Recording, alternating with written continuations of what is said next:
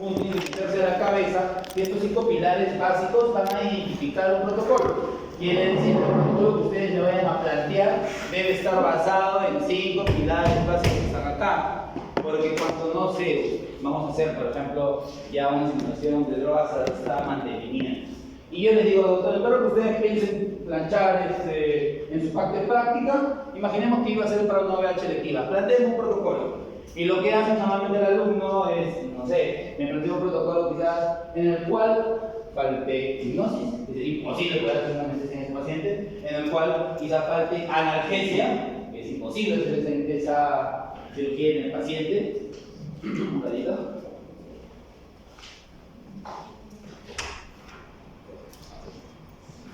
A lo que yo quiero llegar, doctores, es que uno a la larga tiene que plantear un punto de equilibrio con el anaquel de drogas o de herramientas que tiene para poder trabajar, para poder llegar a cumplir esos 5 puntos. Si yo cumplo esos 5 puntos, yo no voy a criticar su protocolo que me van a mostrar, yo no voy a decir que esté mal ese protocolo porque ustedes están cumpliendo con esos 5 puntos.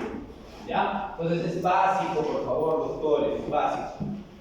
¿Necesitamos sedación y tranquilización en un paciente para poder trabajarlo? ¿Sí o no? Obvio, ¿no? Si quiero conducir a un paciente ansioso, nervioso, ese que viene jadeando, que no sé, no se puede manejar, que llaman al chico de grupo para que puedan someterlo a hacer una guía. Es un paciente muy complicado, ¿no? Entonces, yo quizás por ahí podré tomar otras opciones o otros medios por el cual yo pueda sedarlo, ¿cierto? Si es un paciente súper complicado en el cual yo no le puedo hacer una guía, ¿qué otros medios de colocación de drogas me pueden facilitar su manejo? Ya dijo uno, el doctor, otro. No, es paciente que viene a la rutina que voy a hacer, pero es que sería muy bueno meterlo a una caja con piso o a un, bueno, para empezar, ahora no hay una cámara de impregnación tan grande todavía en el mercado, ¿no? ¿Cuál es otro medio habitual? Fuerte y claro. Oral, quizás gato premedicado 3-4 días, la petina, para tratar de hacerlo más llevadero su manejo, por así decirlo, ¿no? Es una opción.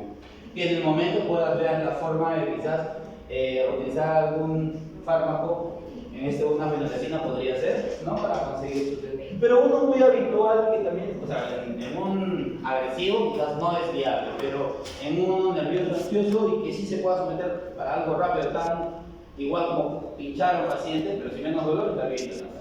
Bien sometido, un intranasal con un cóctel podría ser. Y hoy en día también sumamos los puntos de acupuntura, ¿no? Para poder hacer sedaciones. En caso es muy común colocar alfas, colocar disociativos en estos puntos y poder generar la sedación, ¿no?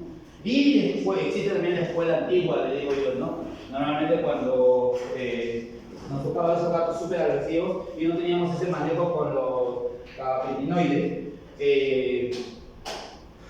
someter muy fuerte, realizar, por ahí utilizar morfina, fenotecinas, en un conjunto de estas dos drogas, generaba pues, una sedación muy efectiva para poder hacer un manejo clínico de ese paciente. Pero como era, como les digo, una antigua escuela, tenía muchos cosas negativas, ¿no? Una de ellas es pensar en poner este conjunto de drogas sin un soporte de oxígeno, jugártela sin haber hecho una vía utilizando una droga como la morfina, que puede generar cambios hemodinámicos marcados.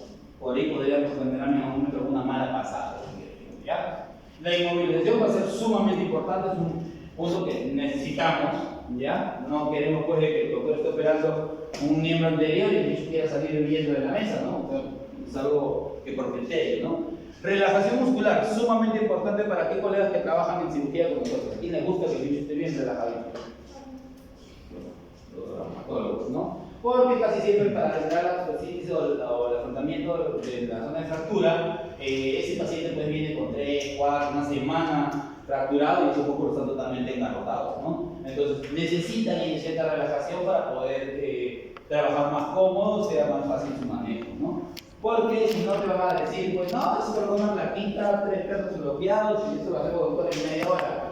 1 hora y media después, no puedo, el perro no entra, este no es el punto, ¿no? Más o menos va bien. Entonces, traumatología puede ser tirar una moneda al aire, o sea, para ustedes, anestesiólogos, desde mi punto de vista, puede ser tirar una moneda al aire por el hecho de que se la pueden llevar muy fácil, una anestesia de cabeza de Chihuahua, ¿Cómo? Le puede tocar, pues, a, no sé, puede ser 2 fracturas por tratamiento de placa y para colmo al doctor se le ofrece una a su día, ¿no? Es muy complicado a veces y esto se puede extender. Consejo particular como anestesiólogo, si el trauma le dice una hora, prepare su usted para 2 horas, ¿ya? Para no estar cambiando jeringas y perdiendo tiempo y supervisionando quizás ese paciente.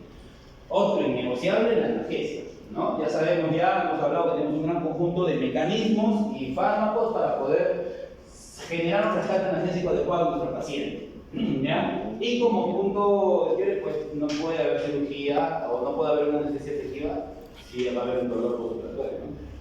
Entonces, va a ser también un negociable, ¿ya? Y la protección neurovegetativa se refiere a la posibilidad de tener criterio para la utilización de drogas y no generar así una mayor intoxicación que la o de la que teníamos planteada para ese paciente, ¿ya?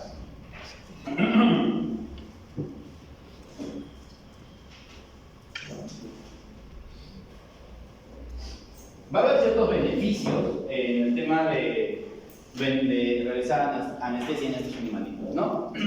Si nos vamos para la parte de los no convencionales, importantísimo para no generar liberación de catecolaminas en aves y mamíferos pequeños, ¿no?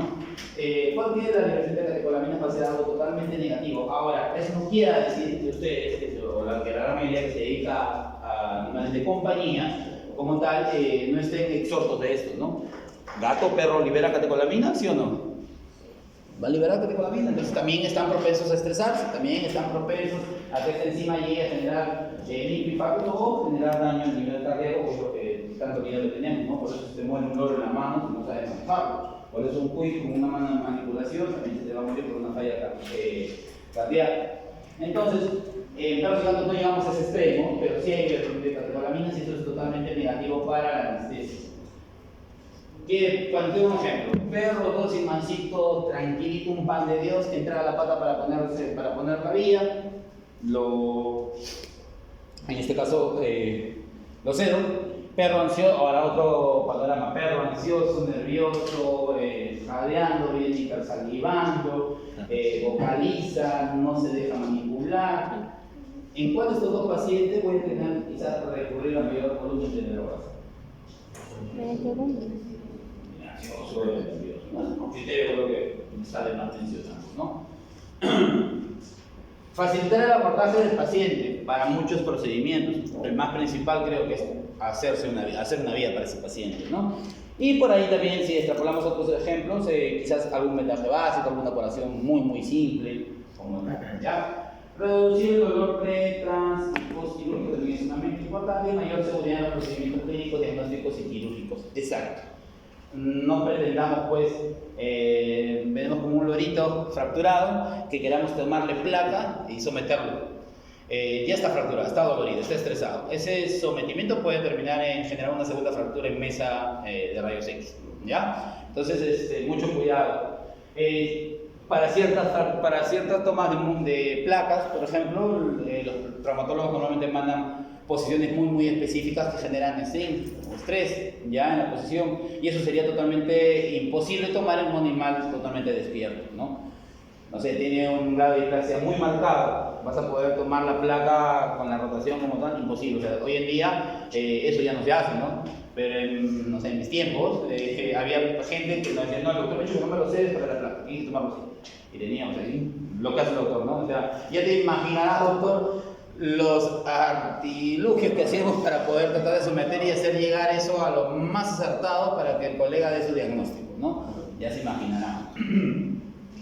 Así que, bueno, hay que tener presente que hay ciertos beneficios para anestesiar a nuestros pacientes.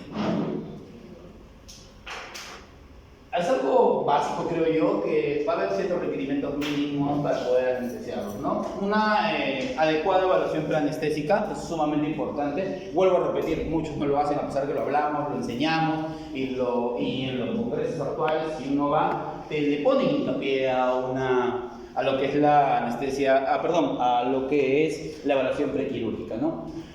Los conocimientos y disponibilidad de fármacos también es importante. Yo siempre digo, doctores, ustedes lamentablemente van a tener que invertir en un gran anaquel de drogas.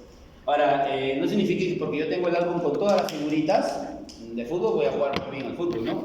Necesito saber, como tal, los beneficios como las cosas no, negativas de cada droga que yo tenga en mi anaquel, para de esta manera yo saber generar un equilibrio en mi protocolo y segundo, adelantarme a procesos, ¿no? Ya creo que en la primera clase hablábamos, ¿no? Sabemos muy bien que el propofol, por ejemplo, es una droga que genera depresión cardiorrespiratoria.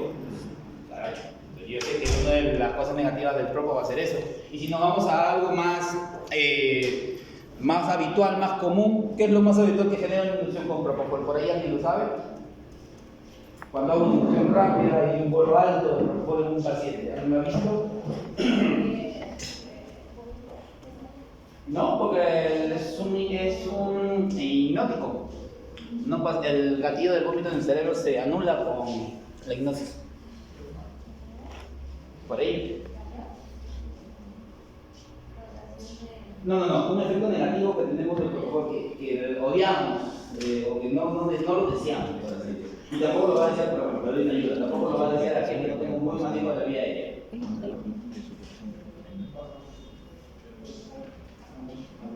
No tan profundo y fisiológico, algo más visto en la clínica, en la práctica diaria. Quizás tu colega, la William o algún colega que haya ido. Sí, no sé. ¿Qué pasa después de la lista? Creo que no sé si lo metió al fondo. Peor, o lo que más miedo nos va a dar, por ejemplo, si hablamos de este hipnótico como el propofol, es que si usted utiliza una dosis alta y no respetas eso de diluido y lento, vas a tener una apnea. Que si tienes experiencia para el manejo de la vida aérea, el problema, pues yo, me tubo, ventilo y listo. Pero si yo soy nuevo en esto, no tengo un buen manejo de la vía aérea, me dificulta intubar. Encima, para colmo de males, no oxigene a mi paciente. Ese bicho se va a poner morado, ustedes también se van a poner azules del miedo, no van a poder, peor, se van a poner nerviosos, no van a poder intubar, y pues se puede generar una apnea, alguna complicación anestésica, ¿no? Entonces, hay que saber que el propofol genera apnea, que el propofol se pasa lentito y que normalmente, yo al menos enseño que hay que pasarlo lento y diluido a dosis efecto. ¿Ya? A dosis efecto es como yo lo manejo. Si me quieres preguntar cuál es la dosis, es muy variable. En perros puede ir de 1 a 6, en gatos normalmente a mi experiencia puede ir de 3 a 4. Estoy diciendo a mi experiencia, Y si hablamos, por ejemplo, de un conejo para inducir es 10 miligramos kilo, hay veces. ¿Notan la diferencia? Una perrita viejita de 12 años, como la que vieron en la imagen anterior, ya como esta, tranquilamente con 1 o 2 miligramos de propofol diluido y lento, yo podría conseguir netamente la inducción para poder intubar. Sin embargo, en un conejo joven y sano, tendría que utilizar 10, 12 miligramos kilo para poder conseguir el mismo efecto en este territorio. ¿Ven cómo es variable la dosis? Particularmente, no es porque, el doctor me dijo que era de 1 a 6. Ya había puesto 3, pero todavía yo creo que mi plan no es hasta 6, porque el doctor me ha dicho, no es así. Dime. Yo trabajo con conejos gigantes. Gigantes de Flandes se llama. Ajá. Tenemos acá en Lima tenemos como 3, 4 criaderos de esa raza. No son habituales para mascotas, se utilizan mucho para el mejoramiento genético del conejo de producción o de granja, ¿no? Se hace hasta 3F, la tercera, sí saben que es tercera F, ¿no? Tercera generación filial, por ser más 3F. Ya, la tercera generación filial sí es un producto que ya sale al mercado, con un peso que ronda entre, bueno, esto te lo hablo porque he tenido la oportunidad de asesor una granja allá en Caraballo, ¿no? De más o menos 6-7 kilos en promedio. Y el tiempo de llegado a ese peso de esa tercera F era de 4 o 5 meses, recién un mes, más o menos con 2 kilos más de peso de cada casa, a diferencia de lo habitual que venden en una granja de Nueva Zelanda, de California, que son las razas que se utilizan para consumo. ¿Ya? Entonces ahí van a ver ustedes la variabilidad. Las aves también son animales que necesitan, debido a su metabolismo acelerado, van a necesitar una dosis mucho más alta, ¿no? Ni qué decir de los reptiles, son animales que pueden ir una dosis de inducción de 15, 20, 25 miligramos kilo. Es muy variable, ¿ya?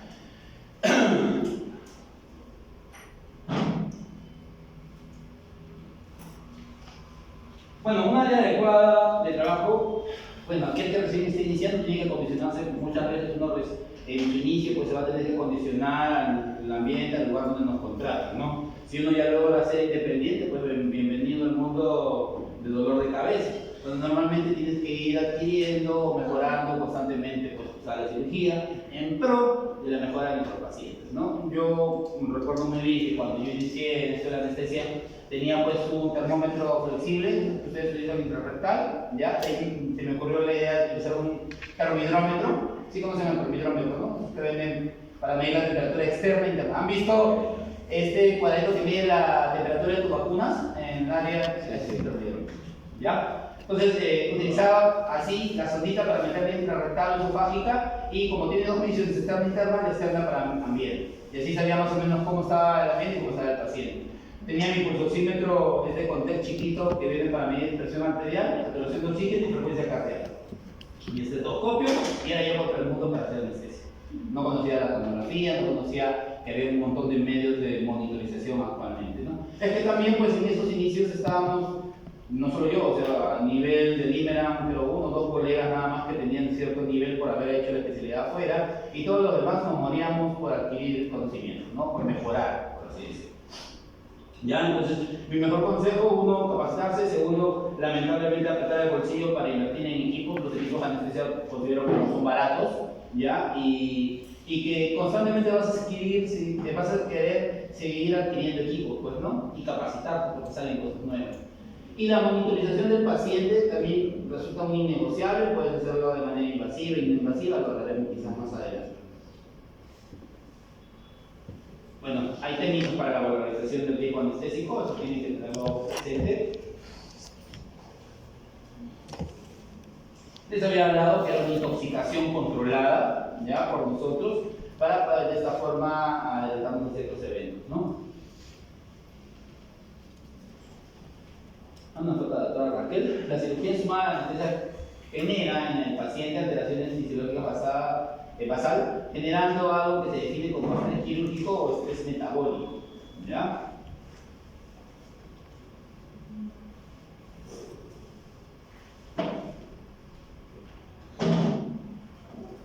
Bueno, ahí la doctora habla que de todas maneras todo acto anestésico quirúrgico tiene cierto, o se pueden generar ciertas alteraciones, ¿no? Complicaciones que podrían poner en riesgo la vida del paciente. ¿Alguien más o menos sabe qué es eso que tiene en el ojo ese perro? ¿El ojo de cerezo? Tercer párpado, tercer párpado. Alta definición. ¿Es el ojo de cerezo? Es una de las razas más allegadas para poder Gusto, ¿no? No es el ojo de cerezo. Aquí podríamos hablar de que existiese una triada o tres cosas que podrían generarte el riesgo anestésico, ¿no? La anestesia o la intoxicación, la cirugía como tal y las patologías previas o patologías bases. O sea, ahí trata de mencionar o decir de que puede ser la culpa del cirujano, del anestesiólogo o que el perro tenía algo, ¿no? Entonces, es la típica, siempre hay que buscar un discurso cuando ocurre el problema, ¿no? Como ya el cirujano, cuando ocurre el problema, es el anestesia, pero cuando todo va bien, él es el ex, ¿no? Ahí lo felicita. Entonces, doctores, es verdad, ¿no? Si no tengo un buen manejo anestésico, no sé, para manejar quizás un cardiófalo, ya que no me voy a meter a las ligas mayores, no pretendas nadar si ni siquiera sabes caminar, por así decirlo, ¿no? Y en el tema de la cirugía, bueno, doctores, hasta el más bueno, por así decirlo, que he compartido sala con muchos colegas muy buenos y por más buenos que sean, algunos los he visto, que se generan complicaciones, ¿no? Cómo la sudan. El tema viene, cómo puedas afrontar esa situación para el bien del paciente, ¿no? Mantener la calma y ser cabeza fría, por así decirlo, ¿no? Antes que tienen hemorragia, cortan algo, por ejemplo, hace poquito, es algo alucinante. ¿Quién podría pensar, yo sé que usted doctor que sí maneja si ves más cirugías, ¿no? Que por colocar así fuera, colocar así su bisturí encima del campo, estaba haciendo un OVH, ya para que me entiendan, estaba haciendo un OVH, había terminado ya su OVH, había hecho la ligadura, estaba cortando como tal, o sea, estaba presentando para empezar a suturar muscular. Como terminó de cortar cervix, hace esto. Y acá estaban los miembros posteriores. Así nomás, ¿no? Entonces yo estaba controlando mi anestesia, cuando en eso iba hacia el piso y empiezo a ver gota, y me asustó. Le digo, ¿dónde está? Hay hemorragia, creo, está sangrando. Bueno, para que lo tome así, no lo voy a decir, oye, hay sangre, ¿no? Y yo, doctor, mire, ¿qué está pasando? No, yo corté todo, ya llegué a ver, me abre la cavidad abdominal y mira, de gasa, blanco. No sé cómo agarro, saca su bisturí y veo que desde ese punto venía la sangre. ¿Qué había pasado? La punta del bisturí, doctor, se había tocado la arteria femoral. Pero no es que lo haya hecho con maldad, de que lo haya puesto así, ¿no? O sea, hizo su corte, dejó su bisturí al costado, o sea, tomando bisturí con su bisturí al costado. Y en un golpe, o sea, eso dice bien piña, para que la punta, y era un corte de 20 centímetros. No sé si la vena estaba muy superficial, pero ya se imaginan el sangrado que hizo ese golpe, ¿no? O sea, lo único que tenía que hacer es alzar el campo, 2 gatas y me quedé comprimido. Una mano comprimía a sus madres con la otra bolseada los pacientes. Y él lo sabe qué hacía. Cerro para solucionar el hemorragia. Ese bicho tenía un hematoma, doctor. O sea, si una parte era así, la otra estaba así con el hematoma. Si una era así, la sana, la fisiología, la otra estaba así. Imagínate el hematoma. Y ahora, digan ustedes, ¿qué buen flor podrían meterle a ese propietario? Un medicamento. Se le complicó, o sea, ya. A ver, ahora la resolución, tuvimos que entrar a solucionar eso, hacer un afrontamiento de esa arteria, 1 hora y media más de cirugía. Ya yo estaba de colores. Perro hipotenso, perro bradicárdico, perro que estaba con la masonografía súper alta, ya la pupila tenía céntrica, y yo decía, vaya, apura por favor, se me estaba dando la temperatura baja, la pasé, pero horrible, ¿no? Por una eventualidad que no debería suceder. Por eso digo, quizás me muera y nunca más vuelva a ver algo así de tan fino. ¿Ya te imaginas cómo está ese colega que te hace una OVH en 15, 20 minutos? ¿Y qué pasó después? Porque luego vino el clínico. Y entre ellos ahí hablaban que qué cosa le podría yo decir para, qué flor voy a meter para tratar de resolucionar eso, ¿no?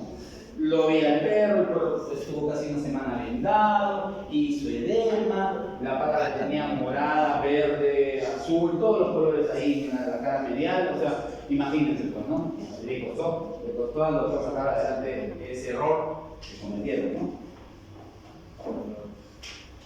Qué salado. Algo bien simple en el medio quirúrgico es saber de que no va a ser lo mismo como decía un inicio un tequen, por ejemplo, joven que uno adulto, ¿no? Y encima, no sé si cuando ustedes leen su voz o leen algún libro habitual de clínica de animales menores, van a saber de que cuando hablan la parte de predisposición, este lo tiene todo. Este es el candidato, como se aprende, por así decirlo. Es una raza muy predispuesta a todo, como los problemas cardíacos, endocrinos, malformaciones, neoplasias, una raza muy manoseada por ese aspecto que tiene mucha predisposición a todo. Entonces va a ser, o hay que saber que no es un paciente también fácil de anestesiarlo. Uno va sumando kilómetros, por así decirlo, horas vuelo en su vida profesional de que va ejerciendo, ¿no? Vas aprendiendo qué razas se comportan de cierta manera y qué otras no, y que por literatura hay razas que tienen ya complicaciones preestablecidas. Nuestro perro peruano, por ejemplo, es un pésimo candidato para utilizar disociativos o ketamina, ¿no? Hay que tratar de evitarlo. Es uno de los que habitualmente generan algo que en anestesia es un terror para el anestesiólogo. Se llama hipertermia maligna, causada por los disociativos. Es una fiebre que va aumentando en tu tiempo anestésico. Y ¿saben cuál es lo peor? Que no tiene resolución. O sea, terminas eutanasiando a ese paciente por una piresis que genera una meningitis fulminante en tu paciente. ¿Ya? Hipertermia maligna a los disociativos. Leanlo, búsquenlo, es muy común. Miento, no es muy común, pero no vamos a. El doctor me dijo poco, pero alguien va a poner ketamina 2 años. No voy a hacer eso. Número 2, despertar de ese bicho, por ejemplo, en los peruanos tiende a ser un poco rápido, el bicho no se levanta muy bien por el efecto del disociativo, ¿ya? Pero hay que tener esa consideración, así como saben muy bien que la ivermectina para los coli y todas esas cosas está totalmente contraindicada, o aquel perro que tenga ese gen, ¿no? Como tal. Entonces hay que tener mucho cuidado por ese lado.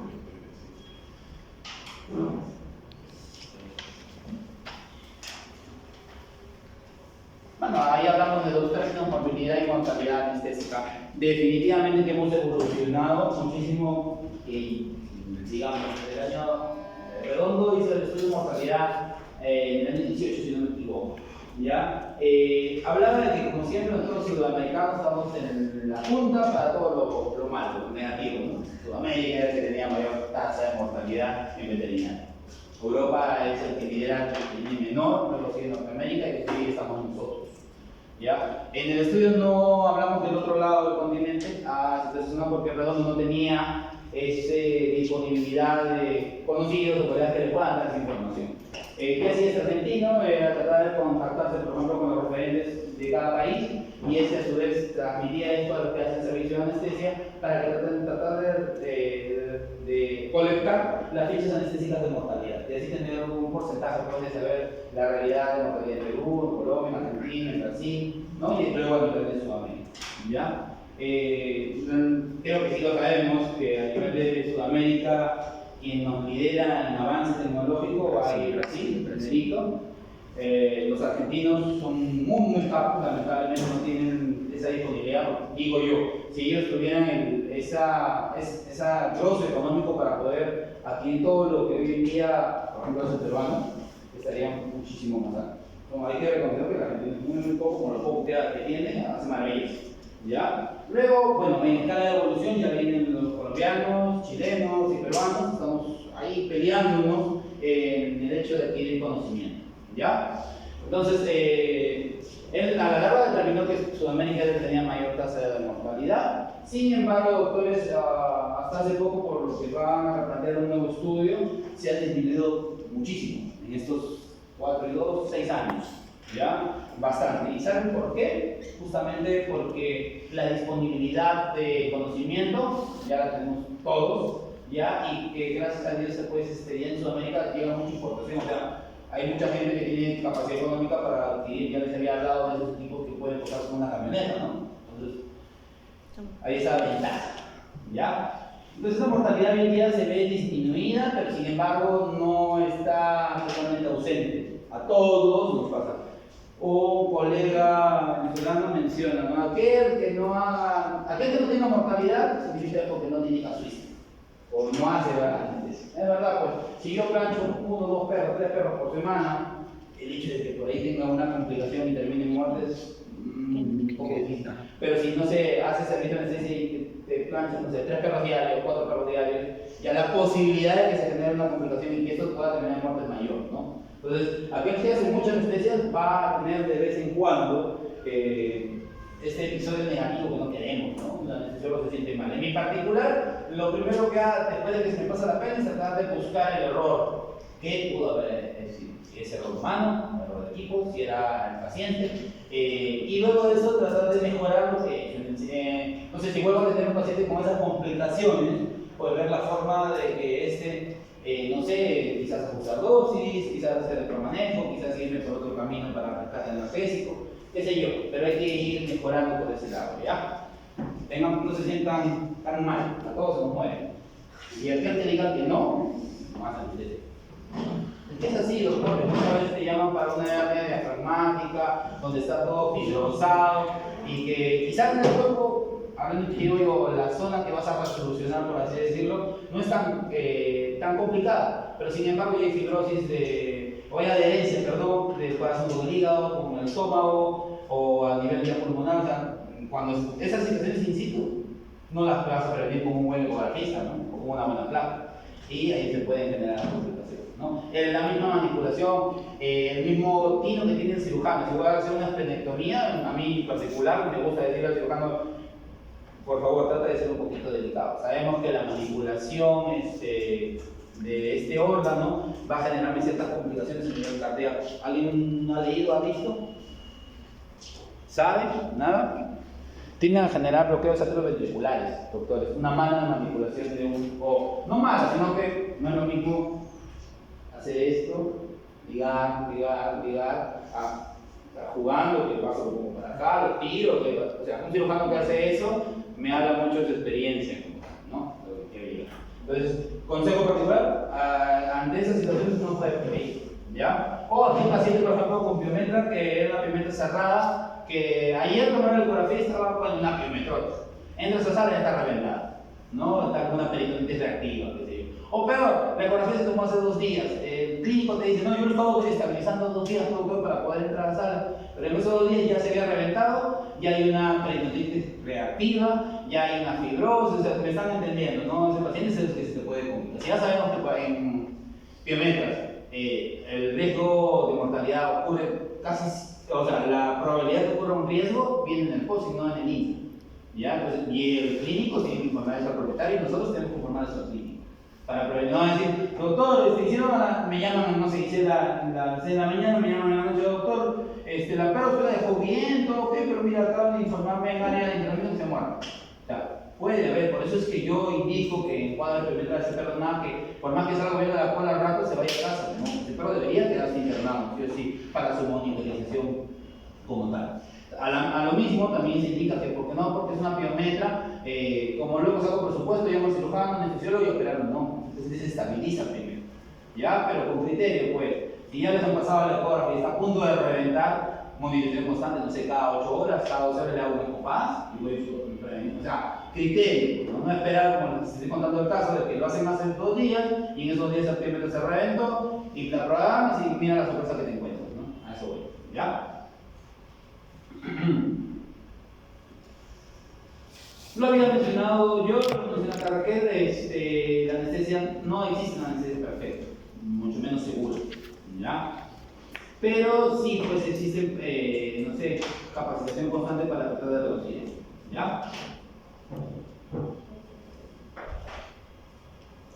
Bueno, la valoración preanestésica, en resumen, sirve para establecer un riesgo anestésico como tal y quirúrgico.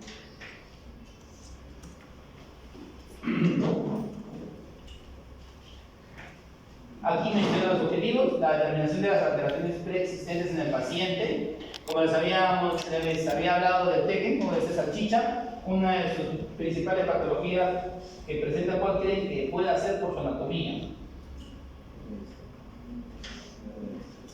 Fuerte y claro, si te equivocas, acabamos de aprender, no te preocupes. Afuera ya no me pongo. Dime.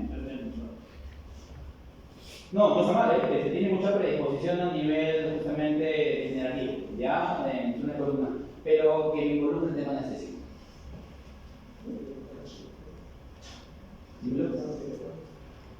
Es un dolicocéfalo, bueno, el técnico es un dolicocéfalo, no sé, a menos que tenga un cuadro hegemónico, ¿no? Pero es muy raro que tengamos un paladar, estenosis en esos bichos. Muy bien, doctor. Problemas cardíacos, pecho anguloso, plano, todo bicho de pecho anguloso, de abdomen anguloso y pecho plano, normalmente tienen esa cierta predisposición. ¿Ya? Y ese de Tekken es uno de ellos. Corazón globoso es una de las patologías más comunes que sufren. ¿Ya? Bueno, ya no es muy habitual anestesiar esa raza porque si se dan cuenta con qué frecuencia llegan dorman, así dorman, la que es muy raro, ¿no? En unos colegas en Arequipa, por ejemplo, todavía lo quedan porque son casas grandes, o provincias todavía lo ves en esa zona donde hay casas grandes, pero aquí es bien raro. No recuerdo, sinceramente sería mentirte, no recuerdo alguna patología porque no tengo mucha experiencia con esa raza. En mi vida había anestesiado 2, 3.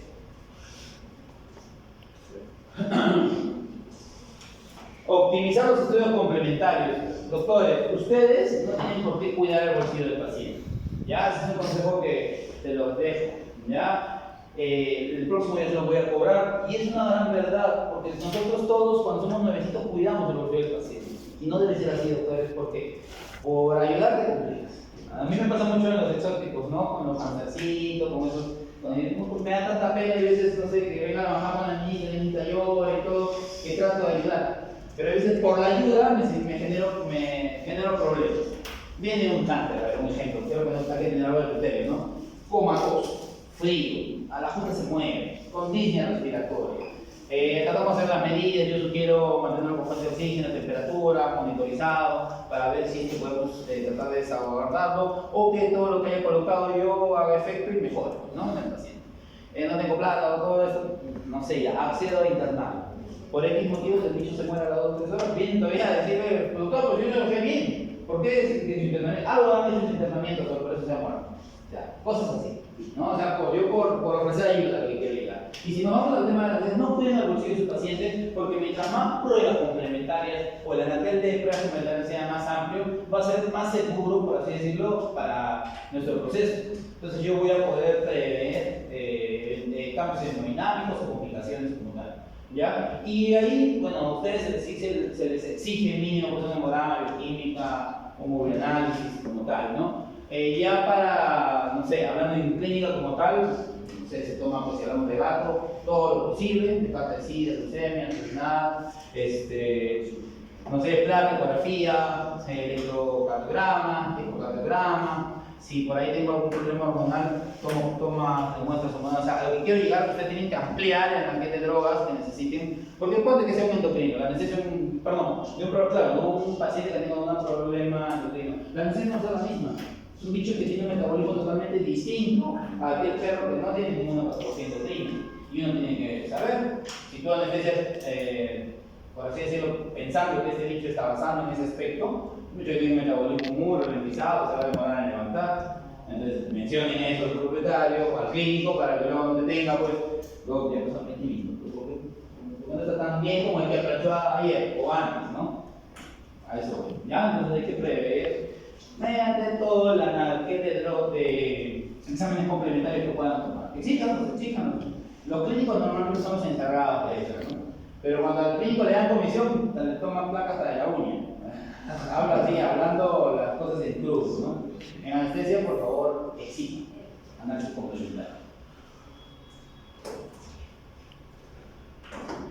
Siempre es importante, y lo trato de enseñar en las charlas, de que todo paciente que no esté estable tiene que ser justamente, para la redundancia, estabilizado. Ya es importante para tu biometra, en el caso del metabolismo acelerado, controlar muy bien la glucosa, ya, la hidratación y la temperatura. Es algo que tiene que tener ese paciente antes de entrar a sala. Por ejemplo, avecitas, conejitos, roedores pequeños, cuando los voy a anestesiar, en la preparación normalmente sí o sí sabe la temperatura y mantener el incubador con una fuente de temperatura óptima, medir glucosa y si no, dependiendo de eso, aportar un suero destrozado, ¿ya?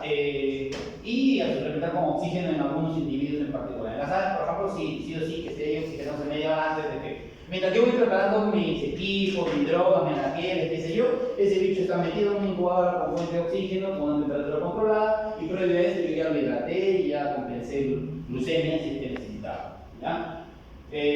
Así también debería hacerse. Si hablamos de los de compañía, pues exijan a ese clínico tenerlo algunas horas antes, medir glucosa, preguntar muy bien el tiempo de ayuno de ese paciente, que es importante, o sea, tener todo eso saludable, preparar bien a su paciente a lo que yo quiero llegar, por favor, ¿ya? Y determinar la estrategia anestésica más adecuada para el paciente, eso es algo también importante, ¿ya? Por ejemplo, hoy en día están de moda los bloqueos locos regionales, ¿no? Se dice que es una de las técnicas hoy en día de anestesia modernas en la cual el conjunto de drogas que yo voy a administrar en mi paciente casi siempre va a ser de un volumen, de una dosis menor, debido a que si el bloqueo es específico, puedo mantener muy bien sedado a ese paciente grado 4 quizás, y puedo trabajar quizás una excedencia de fémur, una fractura como tal, una amputación, con una sección de grado 4. ¿Por qué? Porque ya he bloqueado o he hecho un rescate analgésico adecuado. De esta manera, eso no genera nocicepción y yo puedo tener ese perro más superficial. Es una ventaja. Por ejemplo, aquel perro viejito que encima tiene patologías complicadas ya en el paciente, y yo quiero tratar de utilizar la menor cantidad de dosis porque sé que como bloqueo el doctor va a poder hacer una ventaja. ¿Ya? Pero si no sé, ameritaría para una OVH llegar a plantear eso, una tan superficial para como un bloqueo. Pero encima nervioso, entonces, ¿para qué lo voy a levantar tan rápido? Para que esté en la mesa ahí moviéndose con el corte, complicando, teniendo la mera pesada que tenga con y qué sé yo. Esos bichos a mí me gusta levantarlos tranquilos, pausados. Un paciente, sí, pues no sé, de 16 años, ¿no? A ese sí, pues, mientras menos tiempo quirúrgico tenga en la mesa, va a ser más beneficioso. Ese bicho va a levantarse mejor. Por ende, siempre van a tener ustedes que determinar en este tema de la estrategia anestésica más adecuada, cuál va a ser lo mejor para ese paciente a lo que quiero llegar, ¿ya?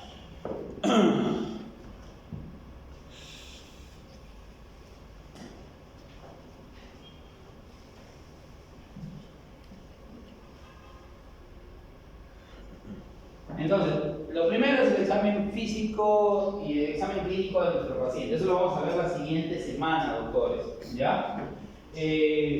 traten de recopilar toda la información que puedan en ese momento en su paciente. Ya les he explicado los materiales mínimos que al menos ustedes deben traer y los que tienen acá en la universidad. ¿Ya? El segundo es como tal la batería de pruebas complementarias que necesitamos. Y las pruebas complementarias de segunda intención, aquellas patologías bases donde el cual las tenga que pedir como tal, ¿no? Para el examen clínico de los pacientes, traten, como les vuelvo a repetir, de ser bien meticulosos. Mientras mayor información tengan, va a ser mejor. ¿Ya? Quiere decir, delegada, que esta semana me tienes que molestar para mandar el correo para que le puedan dejar meter o ingresar, perdón, el perdido.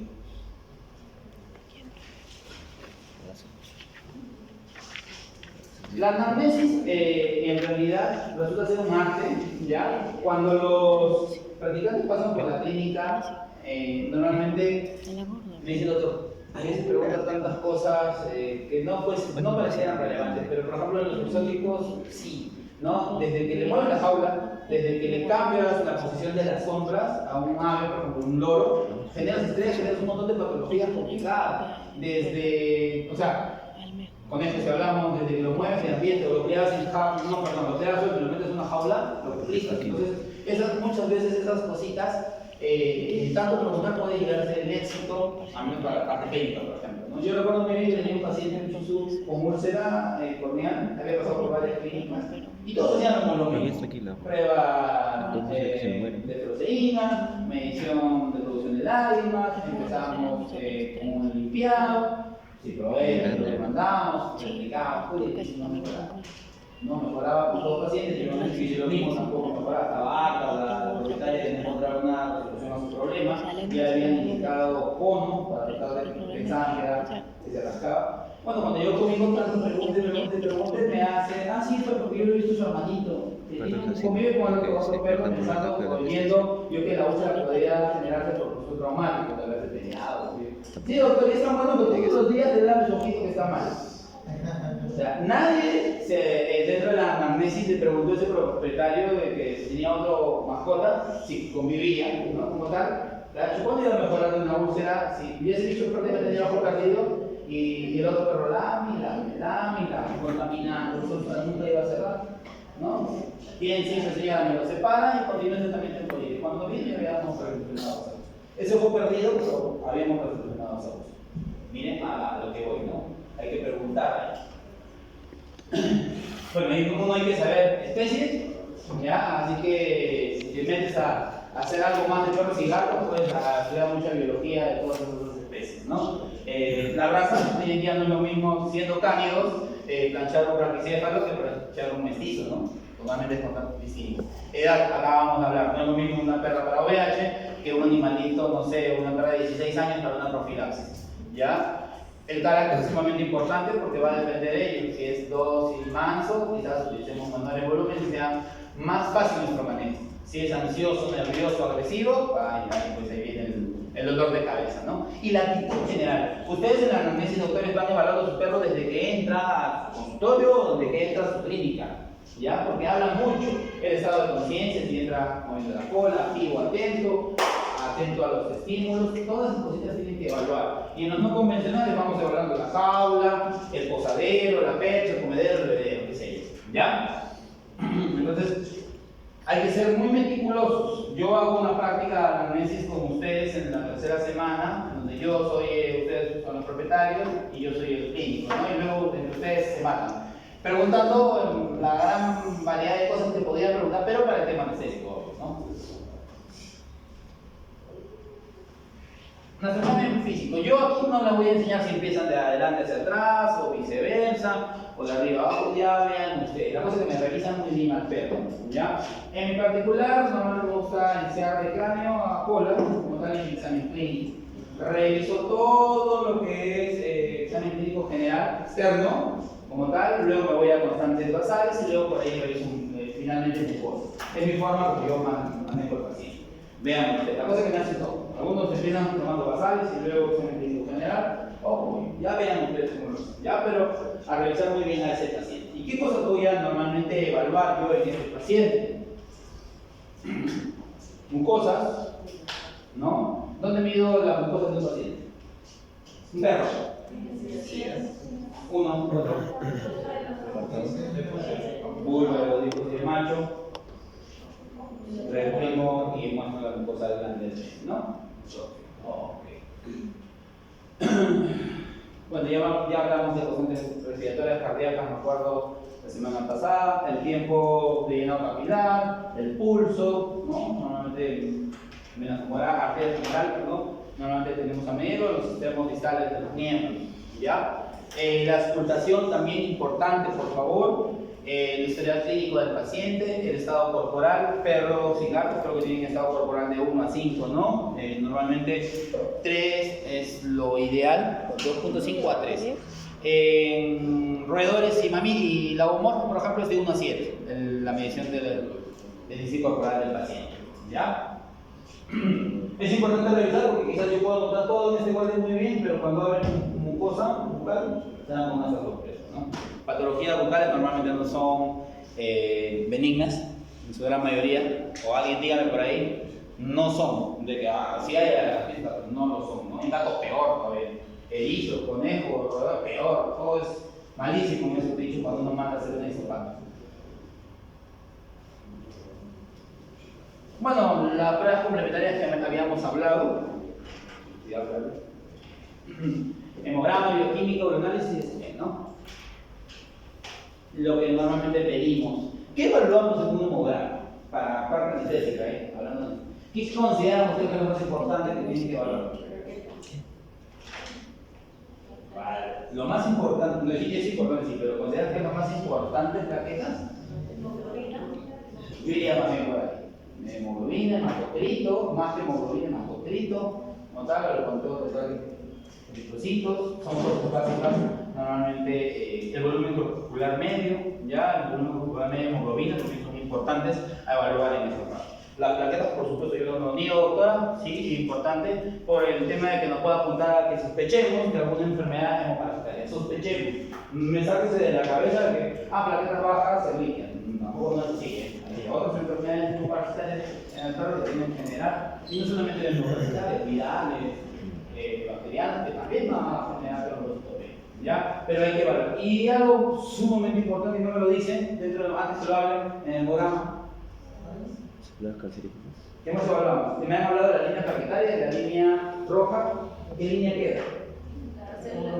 La línea blanca, exacto, el sistema inmunitario del paciente, si hay presencia o no de células inflamatorias. Por favor, todas esas cosas, si el sistema inmunosuprimido, si el bicho al contrario está con una infección latente aguda. Es importante la línea blanca del paciente. ¿Ya? No le vas a decir que todo va a ir muy bien a aquel paciente que está inmunosuprimido, ¿no? En un cuadro primario, ¿no? O aquel que tiene, no sé, 60.000 de leucocitos, ¿no? O sea, por eso es importante los análisis complementarios. Y si hablamos de la bioquímica, Sustancias de órganos. ¿qué evaluamos en una bioquímica?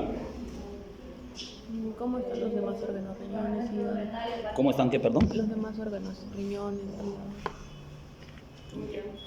Evaluamos 3 órganos principalmente, ¿ya? Riñón, hígado y por ahí también páncreas, ¿ya? Pero dentro de de esos 3, creo que hígado y riñón son los que más, o lo que normalmente pasan las drogas para la metabolización y lo que deberían estar bien. Si hablamos de riñón, CREA, el boom, nitrógeno ureico en sangre, su relación, son cosas que tenemos a evaluar. Si hablamos de la parte hepática, de TST, de estos dos, ¿cuál es más específica para hígado?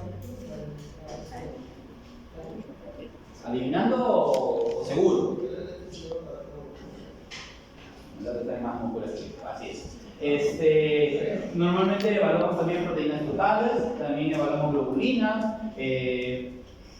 albúminas, que son proteínas que también algunos equipos nos pueden hoy en día brindar, ¿no? Entonces también es importante la glucosa, evaluarla. Ahora hoy en día, como se trabaja mucho con estos automatizados de disco, que tienen una gran cantidad de parámetros, ¿no? Hay de 12, 14, 16, 21 parámetros para poder evaluar. El que yo utilizo mide también incluso calcio, mide fósforo, y otros dos gases en sangre. Tenemos una gran anaquel de parámetros que vamos a utilizar. ¿Ya? Pero sin embargo, contacto ustedes, para mí en la bioquímica ALT, AST, proteínas, albúminas, como tal urea, relación entre boom-CREA y el boom. Vamos, sí, ¿ya? Y bueno, por ahí algunos otros exámenes complementarios, ¿no? En el ureanálisis es importante ver la densidad, el pH, total, ¿ya? Y las demás medidas complementarias que ya no se maten. Si estoy hablando de un ecocardiograma, un electrocardiograma, de frente váyanse a las conclusiones, doctores.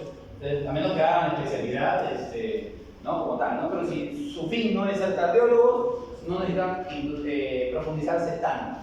¿Ya? Y bueno, yo considero, doctores, que en este aspecto, como los servicios de electrocardiograma y ecocardiograma son tercerizados, tener comunicación constante con el colega que los hace. ¿Ya? Normalmente si me viene un bicho, a pesar de que leer el comentario, siempre me psicótico a doctor, un favor, ¿se acuerda el paciente tal de la clínica tal? Usted le ha hecho un ecocardiograma ayer, ¿no? Ah, ya sí, Nielsen, ¿me puedes dar un adelanto? ¿Me podrías decir algo que puedes haber encontrado a tu experiencia aparte de lo de la hoja? Y normalmente pues, me puede dar una oye, ten cuidado con esto, yo considero que no tendría por qué tener complicaciones, como te lo dije en el comentario o en las conclusiones. Entonces es importante siempre mantener comunicación. Yo creo que los colegas que hacen esto no son cerrados, ¿ya? Al menos lo que viene por acá Lima Norte, la doctora Lisette, por ejemplo, a veces ya doctor, mucha regularidad, demasiado ya. Entonces, no, en ese aspecto son gente muy abierta a lo que quiero llegar, ya para que le puedan poner al tanto con respecto a sus pacientes. Mantengan siempre comunicación. Dímelo. En ciertas clínicas solicitan radiografía de tórax. Por supuesto, perdónenme más bien, me olvidé de mencionar eso. ¿En qué patologías ya bien establecidas deberíamos pedir sí o sí una placa de tórax antes de siquiera seguir avanzando? De perro. No me ven posibilidad de una hernia, seguir tomando anaquiles de plata y someter a ese paciente a cirugía y resolucionar esa hernia. Pero hay patologías establecidas ya en el cual yo tengo que pedir la placa porque no voy a avanzar más. Piensen un poquito. ¿Por qué pedirías una placa y por qué yo no avanzaría más? Muy bien, metástasis. Caracho, tengo un tumor mamario, ya vino a ramo, ya mudó a pulmón. Ya está, no sé, el parénquima pulmonar, así, no sé.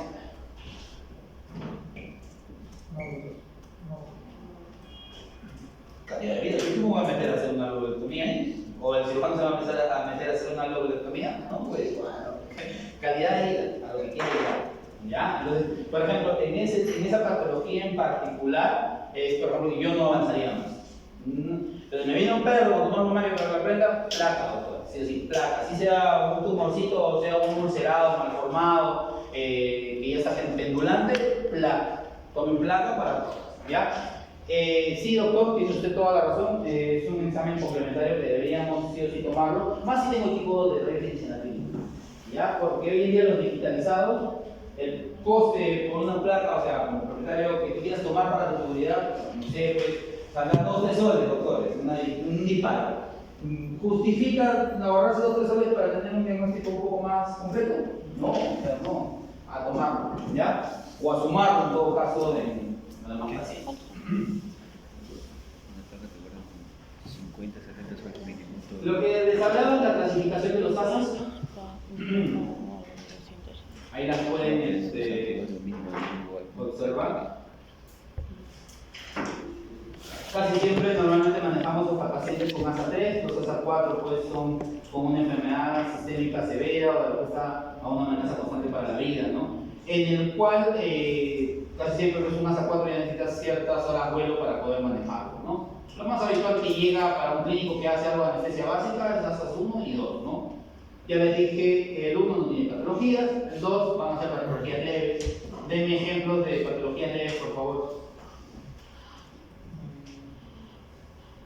Si yo me baso que dice que el paciente ASA 1 es un paciente totalmente sano, el paciente ASA 2 es una enfermedad sistémica leve, o lesiones, ya lo ahí mencioné, la de trauma leve.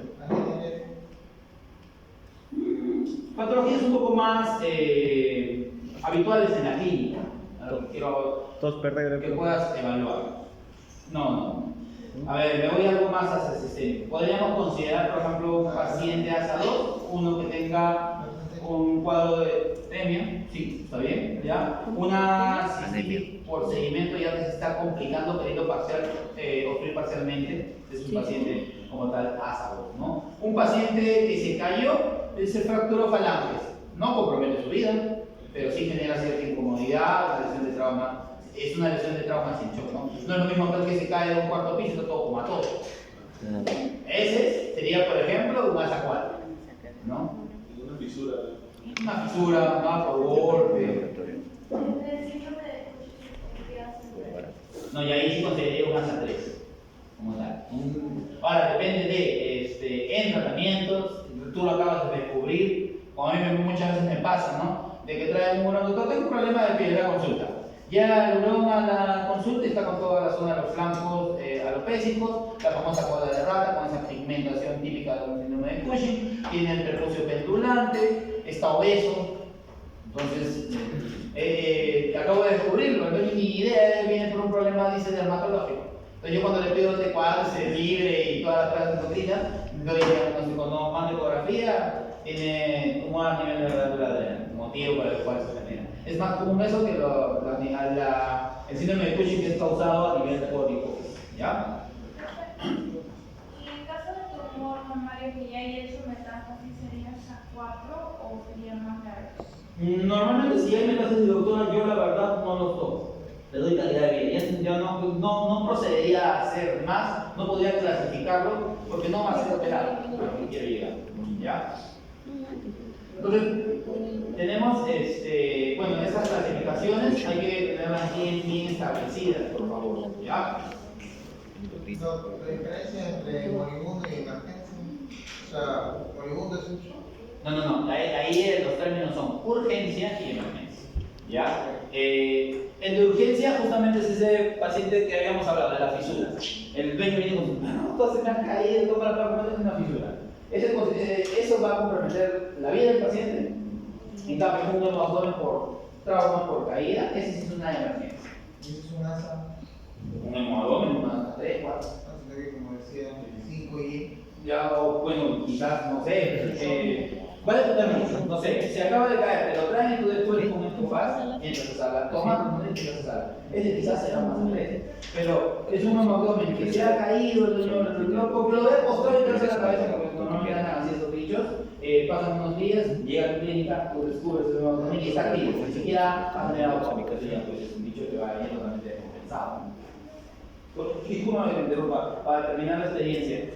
A mí me ha tocado un bull terrier que se había caído con hematomen activo, parecía preñada la perra, moviendo la cola, jadeando, entraba así, caminando. O sea, para que vean, también te menciono, si en algún momento te toca cesáreas en esos bichos, en ese bicho, por ejemplo, no sigue el patrón común. Uno sabe que una perra que va a entrar a cesárea, aparte de medirle el riesgo fetal con la ecografía, baja un grado de temperatura, ese día esa perra no come, ese día esa perra está jadeando, ansiosa, rascando, son los signos más habituales del signo de parto. Te llega a tu clínica, aguante, palpación como tal, cervix media abierta, descenso, ese bicho casi seguro que le tomo ecografía y tiene riesgo fetal, tengo que entrar. ¿Ya? El ultra no sigue nada de eso. El ultra no puede tener secreción, no puede tener leche y tú tomas ecografía y los perros están en riesgo fetal. Hay que entrar ya. Esa perra a veces come ese mismo día. Esa perra normalmente, como no son muy ansiosos, hiperventilan, ocultan ese grado menos de temperatura que tiene el inicio de síndrome de Parkinson. Ya para los ahora sí. Hay nomenclatura, doctora. Hoy en día hasta suman, quizás usted lo ha visto, el asa 6, ¿no? O otra nomenclatura lo calculan como una emergencia.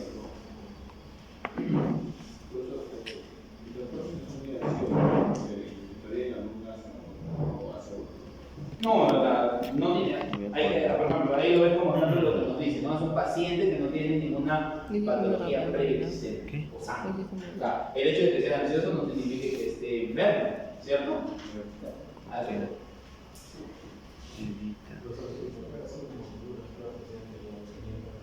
Muy buena pregunta, doctor. Va a depender de él. Me puede venir un perro o un corte en el lomo de 10 centímetros y me puede venir un perro con 4 huequitos en la garganta y tiene la tráquea perforada. Entonces, dependerá de la situación que ustedes van a revisar el paciente. ¿Ya? Porque a mí, miren, doctor, una vez yo he trabajado para la municipalidad, estaba encargado del área de los perros de serenazgo. Saben muy bien que si han visto al sereno anda como un rottweiler o como un doberman, ¿cierto? En el caso de Caraballo tenían puro rottweiler, ¿ya? Y dentro de ello, yo no sé, me acuerdo de ese perro, Misterio. El micelio era un perrito que normalmente el candidato típico para cuando hacían desalojo, esos problemas de terrenos y tal, los serenazos ahí con la policía, lo utilizaban mucho porque el perro era muy valiente. ¿Ya? Un día se van a hacer un desalojo y viene, pues, viene el perro cogiendo y sacando. ¿No? Que dice que le habían metido un palazo de clavo. El bendito clavo había tocado debe ser arteria. Había golpeado acá y le había generado una perforación en centímetros y no paraba de sangrar. Yo no tenía ni siquiera muchos equipos en ese momento allá en la municipalidad me pagaba droga cada 3 meses. Entonces, yo llevaba incluso mis drogas, mis fármacos. En campo, así como haces en animales mayores, en campo tuve que operar a ese perro. Así, ahí acostado dentro del que, le limitamos, limpiamos, o sea, algo así bien campechano, por así decirlo.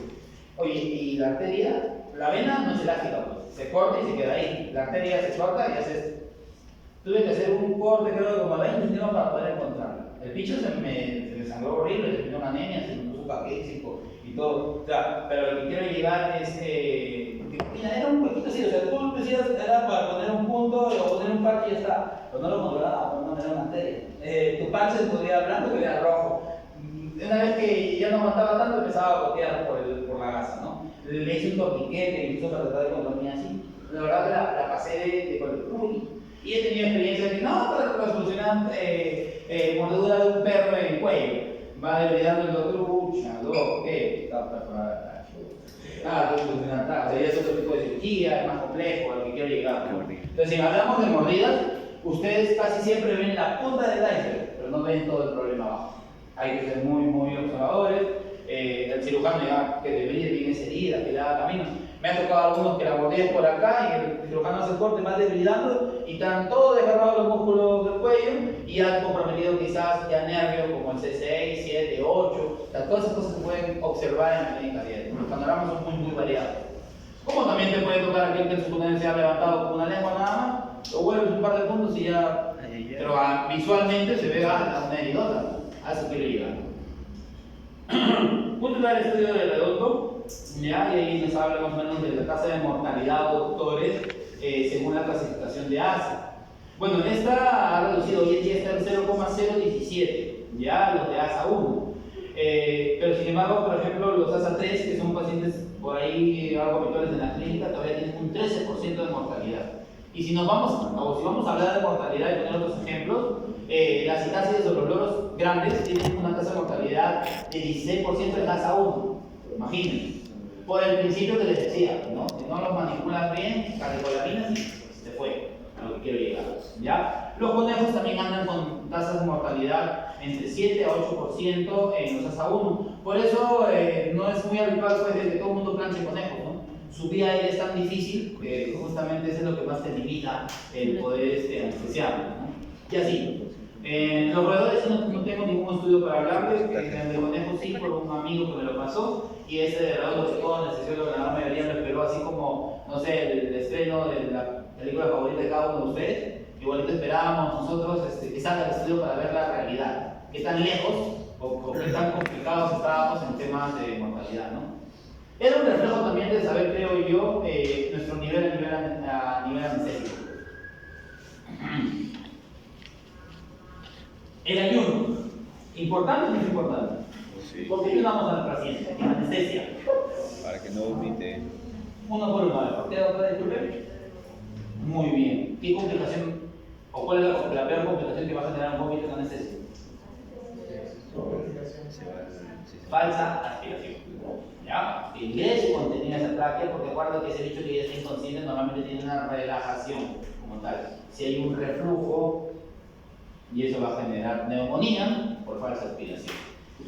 Que no nos vayamos hasta el término de neumonía, porque muchas veces, por ejemplo, los alfas de medetomidina, tiazina, medetomidina y todo el conjunto de los alfas tienden a generar esa náusea, como tal. Ciertos opioides también, como tal, ¿ya? Y casi siempre eso se atribuye a pasarlo muy rápido o pasarlo endovenoso.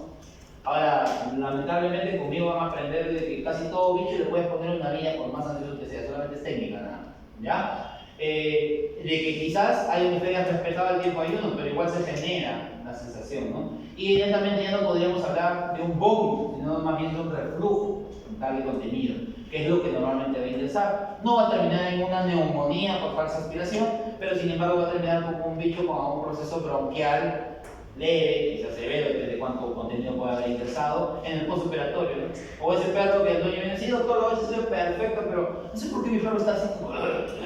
O le escucho sonidos estertores, ¿no? O típico a los 3-4 días algo de secreción o descenso unilateral o bilateral que es transitorio, ¿ya? Entonces, justamente esa es la importancia por el cual debemos hacer ayunos para evitar, como tal, este reflujo de contenido, ¿no? Hoy en día a esto también se suma, y si ven aquí ustedes un PUB, que es uno de los, dentro de los graficéfalos de los más erráticos, ¿ya?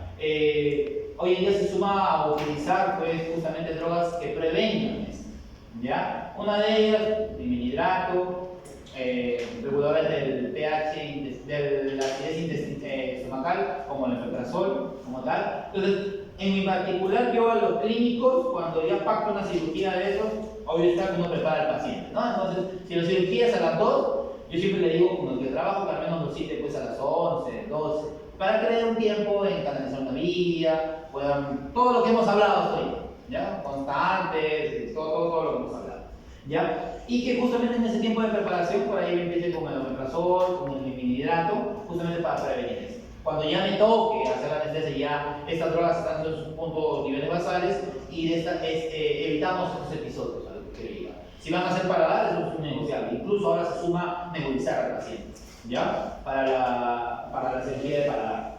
Eso entra mejor preparado como tal el paciente para recibir toda la injuria que se va a generar, pues, ¿no?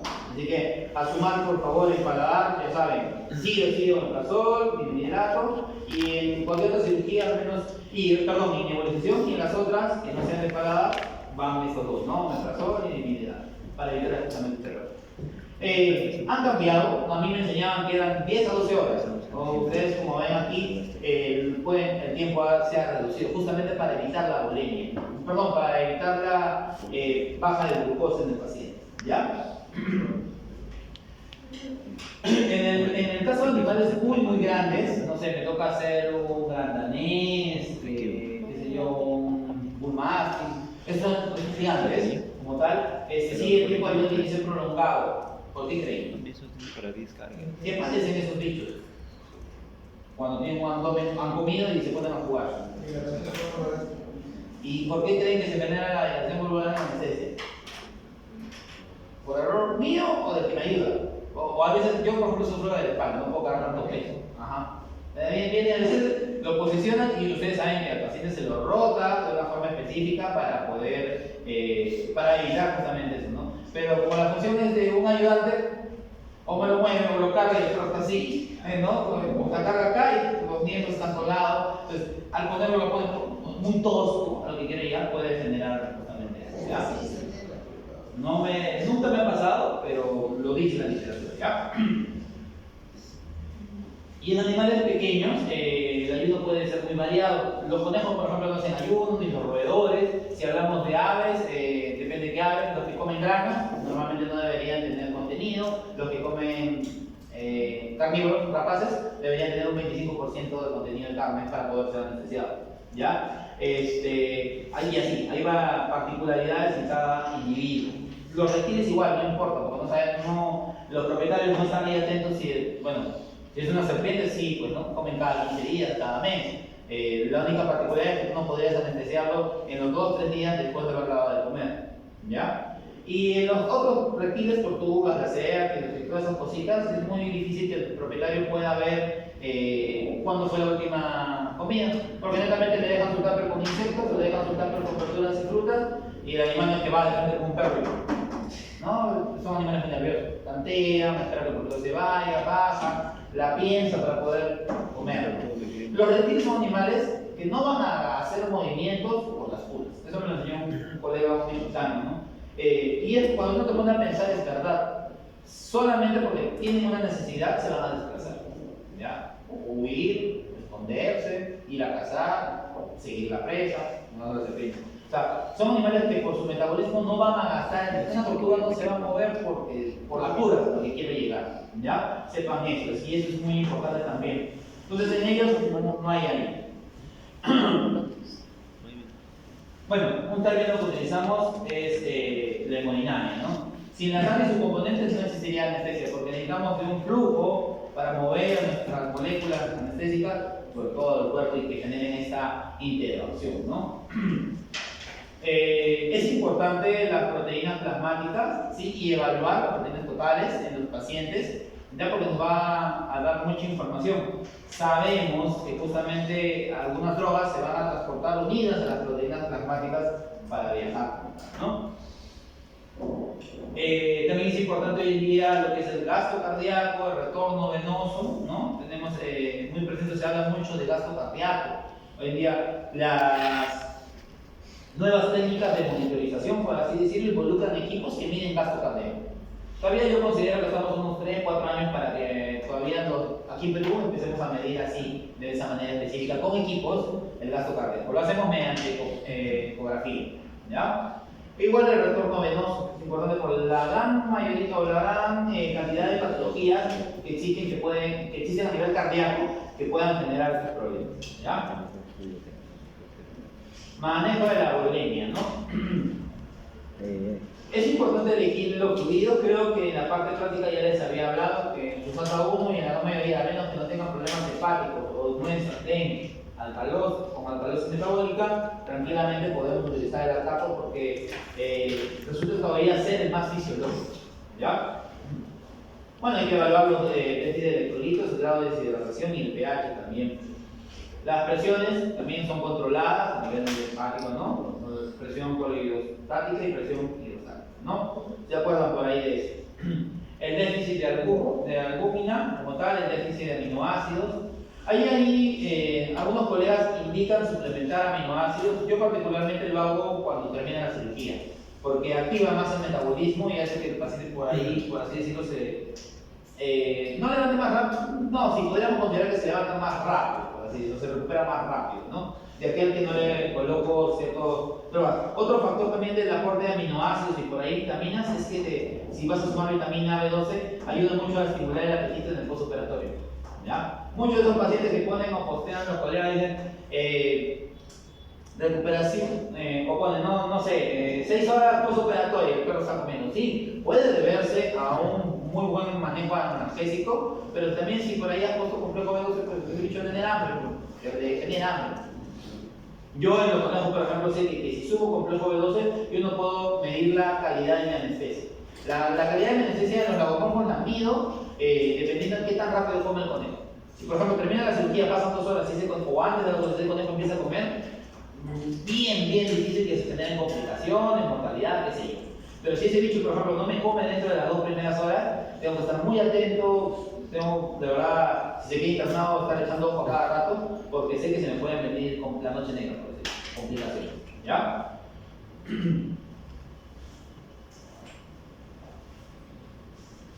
Bueno, ahí lo que hablábamos de estos enanos, ¿no? El doctorado, por así decirlo, en el manejo de la vía aérea te la dan cuando intubas a esos bichos, ¿ya?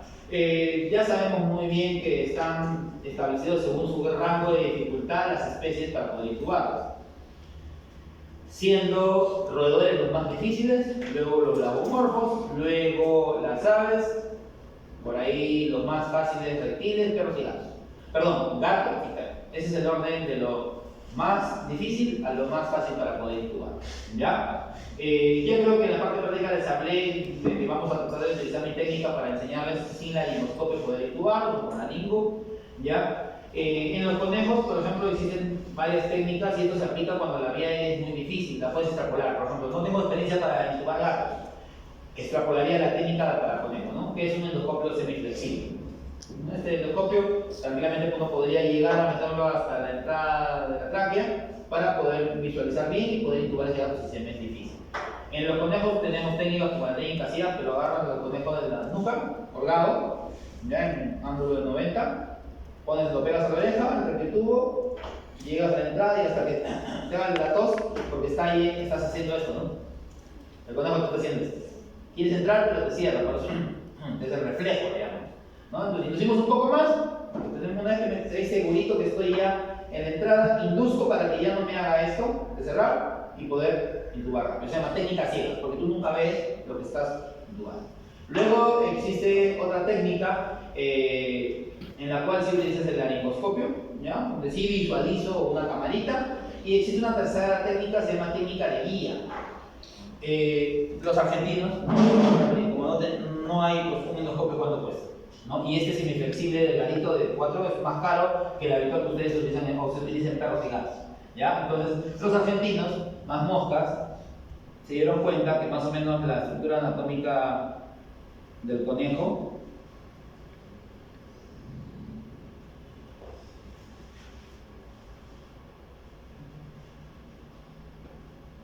sí, porque encima por aquí está doctor recién entrado, ¿ya? ¿Qué hizo los argentinos? Crearon una guía.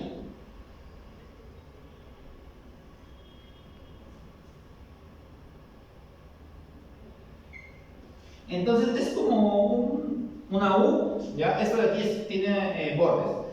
Es como un puente para que me entiendan, ¿ya? Con sus bordes. ¿Qué es lo que hacen? Introducen esta guía en el conejo, ¿ya? Quedando este huequito justamente para que encajen estas bien en los incisivos superiores. Y todo esto de aquí te lleva justamente la guía hasta la entrada del tráqueo. Una vez que metieron la guía, ahora les voy a pasar, creo que tengo un video sino para que lo puedan ver, ¿ya? Una vez que metieron la guía, con el traqueotubo se van guiando hasta la entrada y es más fácil.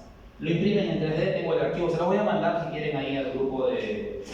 Me costó 2 soles cada guía. Déjame ver si lo tengo acá para mostrar. ¿Ya?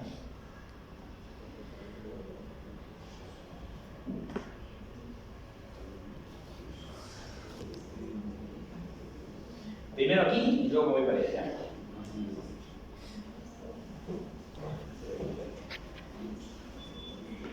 Yo te preguntaba eso la semana pasada, pero ¿qué incluye la bioquímica? Porque incluye un montón de análisis, pues.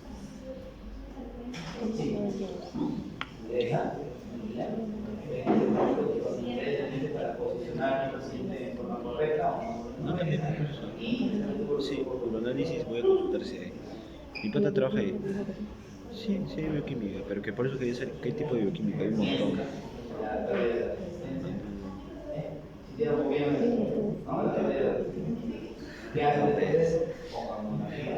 ¿De bases? No, ahí no lo coloco. Cuando lo hacían, ni la... Ay, lo dije. Si realmente Sí, sí, sí, wow, que no fue es un pueblo que tiene mis ojos. ¿Qué jaló? Sí, yo no te digo la misma. A ver, entonces. ¿No le otra una guía?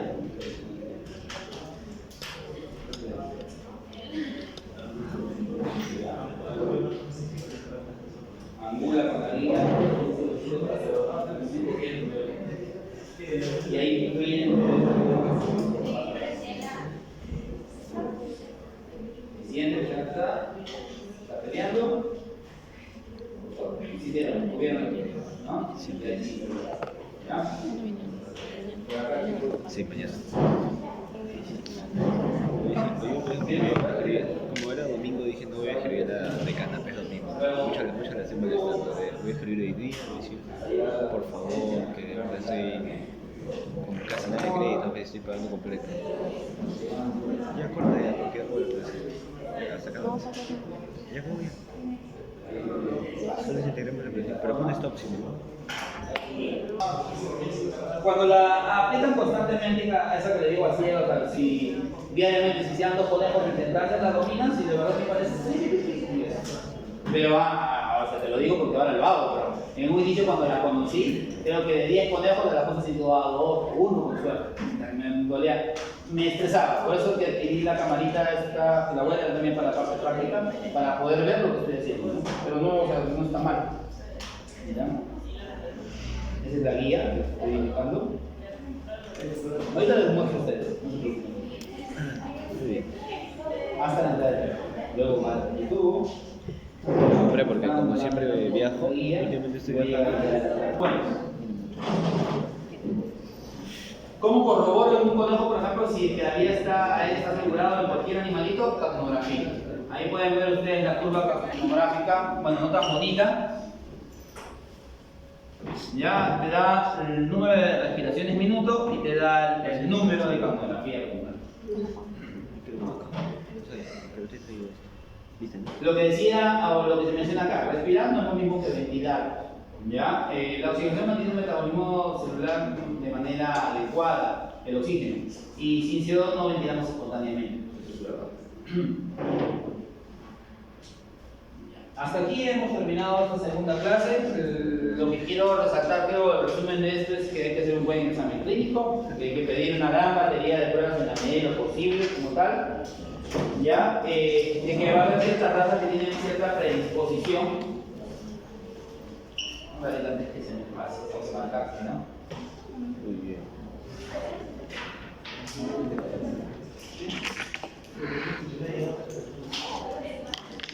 Ya. Entonces, resumiendo, examen clínico del paciente, batería de pruebas, que este examen clínico sea demasiado, muy completo como tal, de que hay que empezar a leer, saber qué predisposición tienen ciertas razas, de que no es lo mismo un paciente joven que un adulto, que no es lo mismo un paciente tranquilo que un ansioso, nervioso o agresivo, ¿ya? Yo lo que voy a pedir para la parte práctica, cuando de aquí en adelante empiecen a hacer su examen clínico, de que sea muy exhaustivo, porque me pasaba el ciclo pasado de que mesa 1, ¿no? Tu cartucho eres el perro. Doctor, frecuencia cardíaca. No, o sea, un ejemplo, ¿no? Sí, 26. No sé, frecuencia respiratoria, temperatura, pero cuando hablaba pulso, tomar un pulso, entre ellas se decía, ¿no? Tomar un pulso, o no sé, tiempo llenado capilar. Ah, espera un ratito, doctor. Creo que es de menos 2 segundos. O sea, no, pues doctores, ya cuando yo ya me acerque a su mesa, se supone que tienen que tenerse en aquel. ¿Ya? Entonces, que revisando mata gente. Lo digo para que luego a la siguiente semana que toca y cuando vean su nota me digan, ¿por qué el grupo? Casi me lo dicen, ¿ah? El grupo ya tiene 17 y ¿por qué nosotros tenemos 14? Todavía he puesto 14, todavía se debería jalar, ¿no? Pero esa es eventualidad. ¿Ya, doctores? Queda bien claro eso, bien completo con su examen clínico.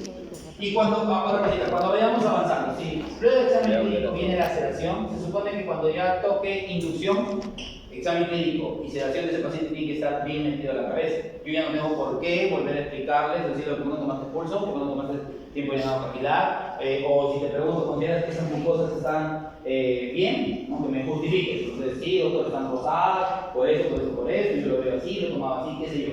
¿Ya? Entonces, en la medida que vayamos avanzando en la cronología de la anestesia, cada paso dado debe estar bien claro. ¿Ya? Y si no, pues me tienen acá para decir, doctor, yo no entendí esto, para que luego no digan que se los enseñé. ¿Ya? Que no se los enseñé. Con los que me toca ya nos vemos en laboratorio.